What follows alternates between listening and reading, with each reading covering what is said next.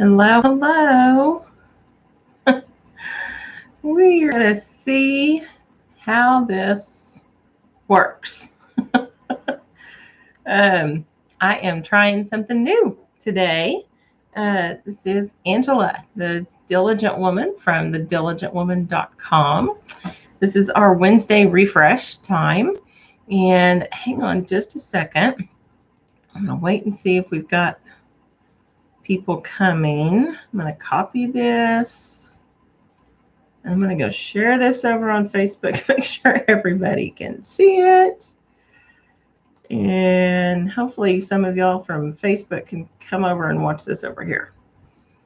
And I know this is new, and so we'll kind of get through this, try to make it quick. My first live video on the YouTube channel. So welcome to The Diligent Woman. Here on the YouTube channel, these are going to be in our Walking in Diligence section of the YouTube channel. And this is where you should be able to come for just a little dose of encouragement to help you as you are working to be more diligent in your service to the Lord. Diligent Woman is here to encourage Christian women to do that, to recognize that they are highly valued and that their life is already full of purpose, and they just need to be confident in the Lord so they have confidence themselves. So today, again, we are talking about Mary, the mother of Jesus. We have actually talked about her quite a bit lately, and there is a blog post where we've talked about her recently, and we're learning all the things that we can about the things that we can learn from her, the lessons that we can learn. Because I think sometimes we get a little used to looking at our scriptures in one way. And so I wanted to encourage you to look at all of these stories in more than one way, that they're still the truth. And we talked last week over on the Facebook Live that Mary, she's more than just the woman who was chosen to give birth to the Christ so that his humanity promise was fulfilled. She's more than that. God gives us more information about her, and he tells us about her specifically. He doesn't just in a very passive way say, Mary, who was engaged to Joseph, was the mother of the Christ. Boom, we come to Christ being born, and no details about her, and it's all about Jesus. God doesn't handle it that way. He very much tells us about these two personalities that were chosen to raise Jesus as his parents here on earth. And today I wanted to look at another instance with Mary and get an insight to her and her faith and some parenting thoughts that we can take from her in how she raised her son. We see her through the whole process. When he's a baby, they bring him to the temple and they have him, they do all these things in obedience to the law. And all these steps along the way, she takes in this information, how people respond to him. And then we see when he's 12, they go again to obey the law. They are here to be in obedience to the Lord, to worship the way they're supposed to. They go into town, do their thing. And on the way home, they lose him. He's not with the crowd of people who are all traveling back to Nazareth, and they have to go all the way back and find him. And he is in the temple, and he is studying and teaching and talking with the men there. And she is, like any other mother would be, where were you? And why did you not come with us? And Jesus just tells her, I had work to do. So throughout his growing up, God gives us these glimpses of Jesus having a fairly normal life. Mary was a normal mother. She's like you. She's like me. She had to raise a son who gave her some difficult problems as a little boy would. He had to grow in the nurture and the admonition of the Lord, just like your children have to. And he needed training from his mother to do that. This was the role that she filled, and she did it without hesitation. And this particular instance that I want to look at, this is kind of the culmination of that concept, that she wasn't afraid to mother the Christ. She was not afraid of the fact that, oh, well, he's the Son of God. He's literally God. He is all God. He doesn't need me to mother him. He knows these things. She still treated him as a son who needed to be raised. His authority in his role did not negate hers. She still had her authority as his mother. And I think the story of the wedding at Cana shows us this very much. So it's John chapter 2, verses 1 through 11. And I'm going to read through it real quick. And I just want to note something. Again, our focus right now is Mary. This is the first miracle that Jesus does. That is all important, and this is Jesus' ministry. But right now, we are learning about Mary from this. So in John chapter 2 and verse 1, on the third day, there was a wedding in Cana of Galilee, and the mother of Jesus was there. And both Jesus and his disciples were invited to the wedding. He's been gathering disciples to this point. He's getting started. Verse 3, when the wine ran out, the mother of Jesus said to him, they have no wine. And Jesus responds like a typical son would, who is here as a visitor, not as a host. He says, woman, what does that have to do with us? My hour has not come. He's like, so what? They ran out of wine. What does that have to do with me? And his mother turns to the servants and says, his mother said to the servants, whatever he says to you, you do it. One, Mary knew Jesus could fix this problem. They are completely out of refreshments for the wedding. It's gone. She knew he had the power to do something about that. Okay. And Jesus says, why would you think I need to do that? This isn't my purpose. But notice what happens after that. In verse 6, now there were 6 stone water pots set there for the Jewish custom of purification, containing 20 or 30 gallons each. Jesus said to them, fill the water pots with water. So they filled them up to the brim. Jesus did what his mother told him to do. So obviously his point was, this is not where I start my ministry. This is not why I'm here. But his mother told him to do something. And it obviously didn't conflict with his ministry because he did it. He still obeyed his mother. He showed her honor, even though he is a man in his 30s. He knows what his purpose is. He's gathering his disciples to follow him, and he's got something he needs to do. He still listened to his mother in this case. And he's told them, so he filled these up with water. We know the rest of the story. Draw it out and take it to the head waiter. They poured in water. They took out water, took it to the head waiter. Head waiter's supposed to test it. And he is shocked because this is wine that was better than what they gave at the first. He made very good beverage for them. Usually the wine then was grape juice that was basically water cut with grape juice so that the water wouldn't make you sick. And this was a better mix of those things. So this is what Jesus did. But then catch that in verse 11, it says, this beginning of his signs Jesus did in Cana of Galilee and manifested his glory, and his disciples believed in him. So even though Mary is the instigator of this, Jesus didn't come to the wedding to do this. He was invited as a guest. But his mother saw a need that she knew her son had the ability to fulfill, to take care of that. And she told him, as his mother, to do this. It wasn't anything sinful or anything wrong about it. She acted like a normal mom. Her son is 30 years old. You don't think she knows what he's doing? He implies that she knows full well what he's doing. She knows why his disciples are there.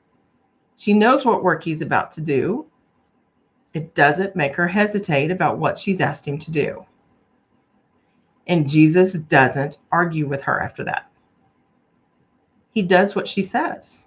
And in the doing of it, this is his first miracle, and it still fulfills the purpose of those miracles, which John also tells us over in John chapter 20, verses 30 and 31, where he talks about all of the miracles that Jesus has done. He says, many other signs Jesus also performed in the presence of his disciples, which are not written in this book. But these have been written so that you may believe that Jesus is the Christ, the Son of God, and that believing you may have life in his name. John shared about these because it would cause other people to believe that Jesus was the Christ. This is the purpose of miracles. Miracles were not to make a big show. They were to validate the message that Jesus brought. Just like every miracle that happened in the Old Testament, all of them in the New Testament are meant to validate the word. They show that he's from God and that the word is truth. Well, in this case, it verified that he had the power from God. Okay? But the story is more about a mother and her son. And moms, even as our children start to grow and maybe get bigger than us, you still have authority that God gave you as a mother. Your authority doesn't get in the way of his authority that he's given, but you have your own. And we need to not forget that. As our children get to be teenagers and they want to fight with us and they want to do all these things, you need to remember your authority is from God. And as a mother, there's no reason for you to reasonably expect your children to do the things that you know they can do.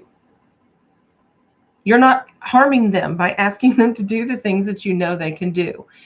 If you're not asking them to sin, you're not putting them into a dangerous situation. As a mother, you can do that. And don't let your kids tell you different. And don't let the world tell you different. God has given that authority to parents to train up their children.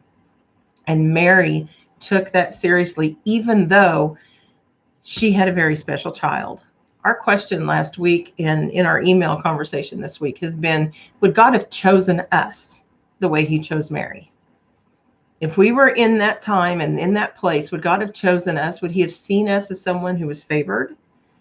Someone who was worthy to be the one to carry this child and to raise him, to nurture him, to teach him, to guide him in godly ways?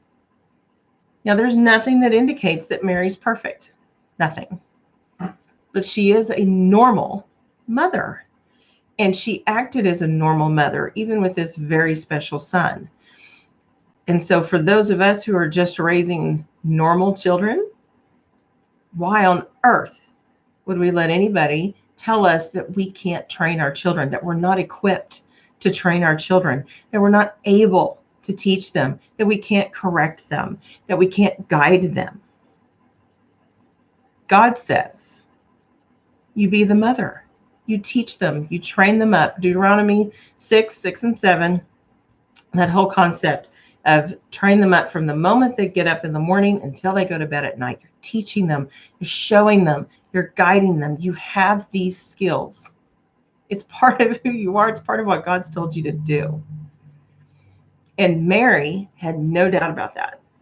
We saw it when Jesus was 12, and we see it now even in his 30s. She knew that he would be able to take care of that problem. And I'm confident that her thought was not that he and his disciples had money in their pockets and could go buy some wine. It's not how it worked. This is stuff that took time to prepare and had to be ordered ahead of time.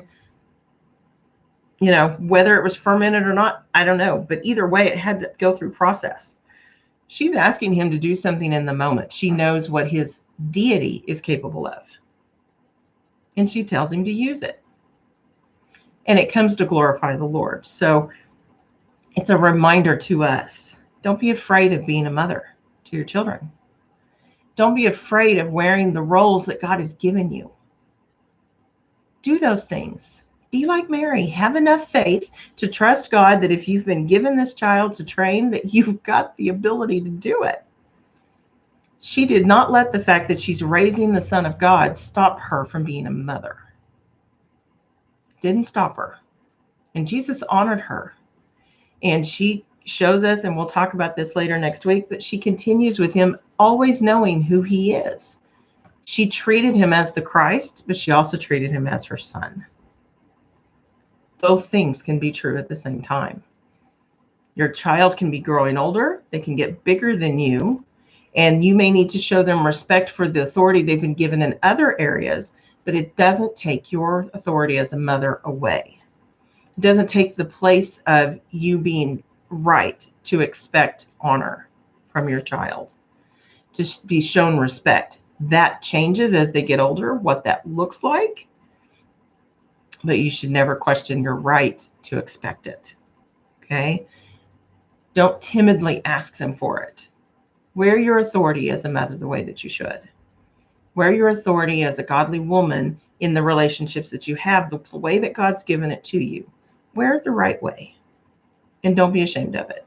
So before I go, I just wanted to mention to you, if you use Bible marking and use our Bible marking guide to mark your Bible to help you to remember things that you've learned, this context in John chapter 2, 1 through 11, you could mark it in a couple of different ways.